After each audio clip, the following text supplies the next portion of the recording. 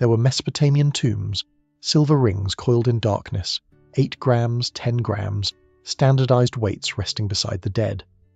There were Athenian owls scattered across Egypt, 17.4 grams of trust-crossing empires. There were Spanish dollars minted at Potosi, 25.56 grams stamped with Hercules pillars, accepted from Japan to the American colonies. And now there is paper, just paper. For 5 millennia, silver functioned as humanity's primary medium of exchange, the metal against which merchants measured value, kings collected taxes, and civilizations built commercial networks spanning continents. Its displacement from monetary systems, complete within living memory, reveals a truth those who hold physical metal in their hands already understand.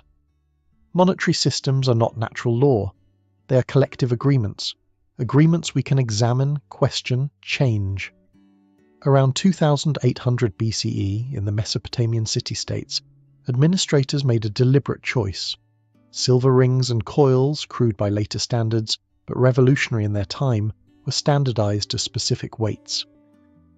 The archives of Ebla record silver payments of 11.75 grams in diplomatic treaties circa 2350 BCE. The Akkadian Empire under Sargon formalized the silver shekel at 180 barley grains weight around 2300 BCE, creating a measurement system that merchants across multiple kingdoms could trust without negotiation. This was not inevitable. This was chosen. Silver possessed properties that made it superior to earlier exchange media. It did not rust, decay, or perish like grain or textiles. It could be divided and recombined without loss. Its relative abundance compared to gold rendered it practical for everyday transactions rather than purely ceremonial exchanges. But these material advantages only mattered because administrative systems deliberately built frameworks around them.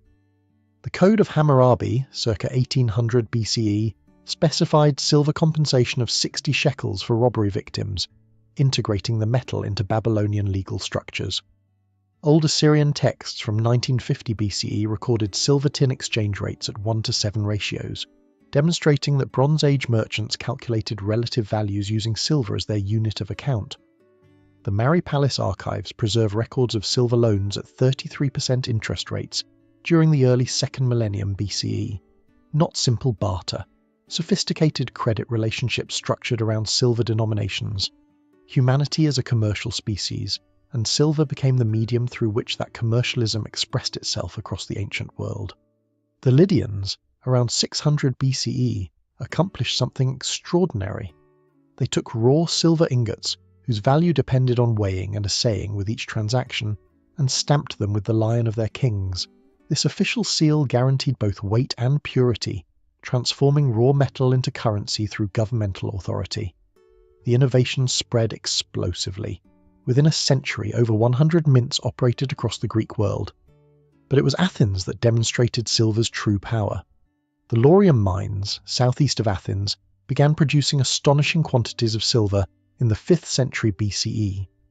An estimated 900,000 ounces annually during peak operations, employing 20,000 enslaved workers in shafts reaching 100 meters underground. Under Themistocles, Athens invested this silver wealth directly into trireme construction, building the fleet that defeated the Persian navy at Salamis in 480 BCE. Silver financed empire. The Athenian tetradrachm, the owl coin bearing Athena's image, became the most widely accepted currency from Spain to India by 450 BCE, circulating wherever merchants gathered. These coins democratized wealth in ways earlier systems had not permitted. Unlike bronze tripods or ceremonial objects that only elites could possess, anyone could acquire the ubiquitous owl coins. This accessibility enabled the rise of a merchant class and created economic foundations for expanded democratic participation. The metal that paid for Athens' navy also funded its democratic experiment.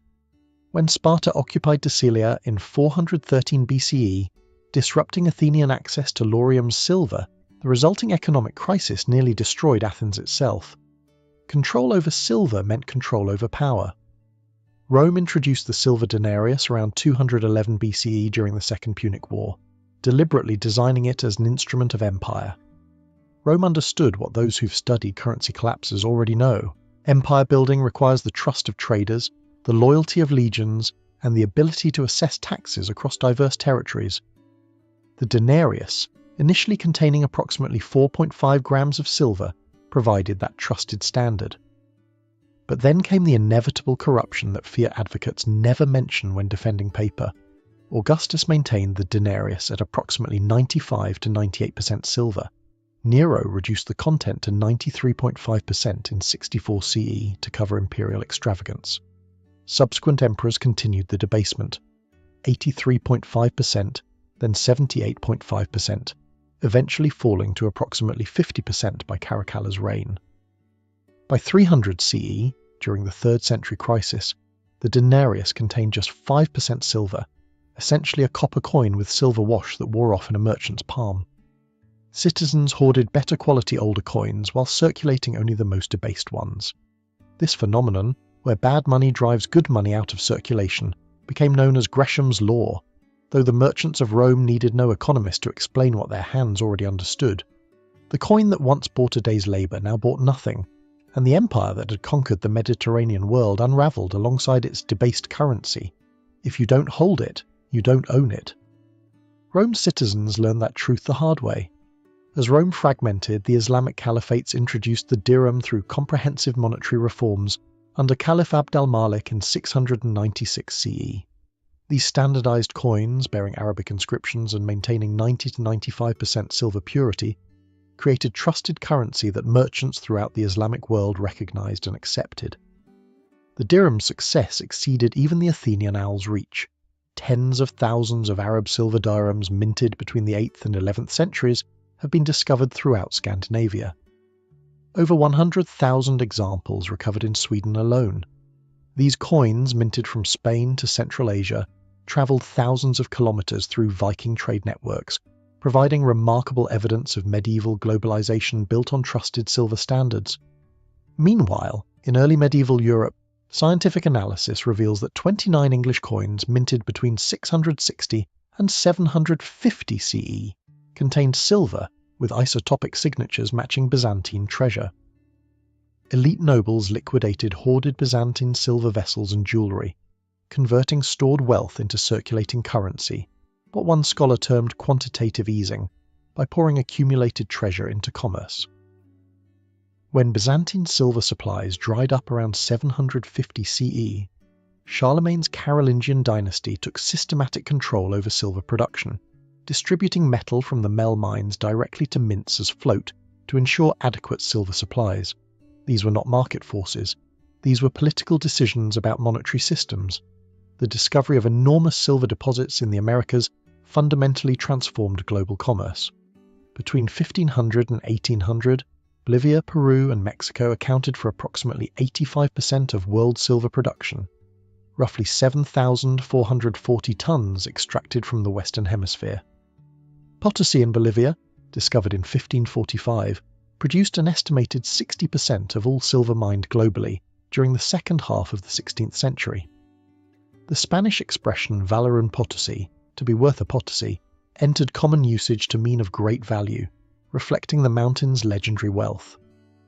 By the early 1570s, Potosi's population exceeded 200,000, making it one of the world's largest cities, built entirely around silver extraction.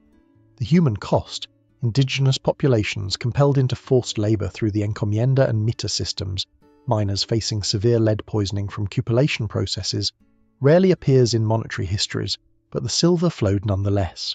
The Spanish colonial mints produced the real de a ocho, the piece of 8, standardized at 25.56 grams of silver. This coin became the most successful international currency in history up to that point, accepted from Europe to Asia for close to 400 years. When the newly independent United States established its own currency system in 1792, it deliberately modelled its dollar on the Spanish real, adopting the Spanish dollar's weight and fineness standards to ensure international acceptance. The dollar sign itself, that dollar symbol stamped on Federal Reserve notes, derives from the 2 columns of Hercules that appeared on Spanish dollars. The continuity is almost comedic. The symbol survives whilst the substance vanished. Britain's transition from silver to gold standard demonstrates how monetary systems change through deliberate policy rather than natural evolution. In 1717, Isaac Newton, serving as master of the Royal Mint, set the exchange rate between gold and silver at a ratio that overvalued gold relative to continental European prices. The gold guinea was fixed at 21 shillings, creating a gold-to-silver ratio of 15.2 to 1. Gresham's law operated predictably. British merchants found it profitable to send silver abroad for imported goods whilst demanding gold payment for exports. Gold flowed into Britain, silver flowed out. England transformed from a de jure bimetallic standard into a de facto gold standard through price manipulation rather than legislation. Britain formalised this arrangement by officially adopting the gold standard in 1821. Germany followed after defeating France in the Franco-Prussian War in 1871, using the £200 million sterling indemnity received in gold to abandon silver and join the gold standard. The United States changed over de facto in 1873. Over the next 35 years, all major nations except China abandoned silver. The relative value of silver to gold, which had maintained a relatively stable ratio of approximately 15.5 to 1 from the 16th century through the mid-19th century, collapsed. Germany ceased minting silver thaler coins in 1871 just as enormous new silver deposits were discovered in the American West, the Comstock Lode in Nevada during the 1870s. By the 1880s, the gold-to-silver ratio had climbed to 18 to 1. Today, the ratio hovers around 70 to 1, representing an enormous shift in relative scarcity that reflects political decisions far more than geological reality. The Coinage Act of 1873, passed by Congress and signed by President Grant on February 12, 1873, effectively removed the United States from the silver standard by ending official minting of silver bullion into silver dollars whilst maintaining gold dollar minting. This technically subtle but economically profound change passed with minimal public debate. Western mining interests who depended on government purchasing power to absorb their production faced collapsing prices. Farmers, particularly in the wheat belt and cotton belt, suffered as agricultural prices declined in the deflationary environment accompanying silver demonetization. Debtors found themselves required to repay loans with increasingly valuable dollars, effectively increasing their debt burdens. They denounced it as the crime of 73, a conspiracy by Eastern banking interests to maintain deflationary pressure. The accusation contained truth. The act had been deliberately designed to establish a gold standard by figures such as Senator John Sherman, determined to demonetize silver since at least 1867. Most members of Congress did not fully understand they were voting to demonetize silver, and subsequent revelations about the intentional nature of the change fueled populist anger that echoes in modern distrust of central banking. The free silver movement emerged, uniting silver miners, suffering farmers, and debtors who hoped monetary expansion through silver coinage would ease their burdens. The Bland-Allison Act of 1878 restored the silver dollar as legal tender, requiring Treasury silver purchases of $2 million to $4 million monthly. The Sherman Silver Purchase Act of 1890 increased monthly purchases by 50%, but the economic establishment blamed these silver purchase requirements for depleting gold reserves and precipitating the Panic of 1893. President Grover Cleveland engineered repeal of the Sherman Act in summer 1893, ending government commitment to silver purchases. The 1896 presidential election became a referendum on silver's monetary role. William Jennings, Bryan delivered his famous Cross of Gold speech, but William McKinley's Republican victory proved decisive for Eastern financial interests. The Gold Standard Act of 1900 made gold the sole standard for all American currency, formally ending the debate. For a while, the Bretton Woods Agreement of 1944 pegged the dollar to gold at $35 per ounce, relegating silver to a supporting role. When American trade deficits and gold outflows created systemic tensions in the 1960s, President Nixon unilaterally suspended dollar convertibility into gold in August 1971. The Nixon shock that freed precious metals, prices to float in open markets for the first time in decades. The removal of price controls unleashed speculative forces. In the late 1970s and early 1980s, the Hunt brothers launched an audacious attempt to corner the global silver market, driving prices to an all-time high of $49.45 per ounce in January 1980, before the scheme collapsed in March 1980's Silver Thursday. The episode demonstrated how far silver's status had fallen, from monetary standard controlled by governments to commodity subject to speculative manipulation by private actors willing to risk capital on price movements. But while silver's monetary importance declined, industrial applications expanded dramatically. Photography drove enormous 20th century demand through silver-halide film. By the early 21st century, electronics emerged as the primary consumer. Silver possesses the highest electrical conductivity of any element, making it essential for circuit boards, solder, switches, and consumer electronics throughout the modern world. Solar photovoltaic technology now consumes approximately 15% of annual global silver supply, as silver paste applied to silicon wafers converts sunlight into electricity. In 2024, global silver mine production reached 819.7 million ounces. Mexico remains the world's leading producer, followed by China, Peru, Bolivia, and Chile. Importantly, silver mining has become increasingly concentrated in lead-zinc mines, as byproduct silver rather than precious metal mining. This means silver supply is determined primarily by demand for base metals, rather than by monetary policy or precious metal demand, creating a market dynamic utterly divorced from silver's 5,000-year monetary history. Silver's 5 millennia journey, from Mesopotamian weight standards through Athenian democracy, Roman debasement, Islamic standardization, Spanish global currency, British demonetization, American populist rebellion, and eventual industrial commodity, reveals profound truths about monetary systems that those holding physical metal already understand. These systems are not natural law, they are collective agreements, obscured by institutional complexity and defended by those who benefit from mystification. The Code of Hammurabi choosing silver, Newton's mint ratio draining Britain of silver, the crime of 73 demonetizing silver through technical legislation, the Nixon shock ending Bretton Woods, every transition resulted from deliberate human decisions presented as inevitable economic necessity. The merchant who trusted a Spanish dollar's weight in 1650, the Roman citizen holding a debased denarius in 250 CE, the American farmer demanding free silver in 1896, they all understood what modern holders of physical metal understand. If you don't hold it, you don't own it. The silver rings in Mesopotamian tombs, the Athenian owls scattered across Egypt, the Spanish dollars that funded early America, these were agreements we could touch, weigh, and verify. The paper promises that replaced them, the digital entries in ledgers that central banks manipulate, the fiat currencies simultaneously failing as debt compounds and purchasing power erodes. These are agreements built on trust in institutions that have repeatedly demonstrated they will debase, manipulate, and confiscate when expedient.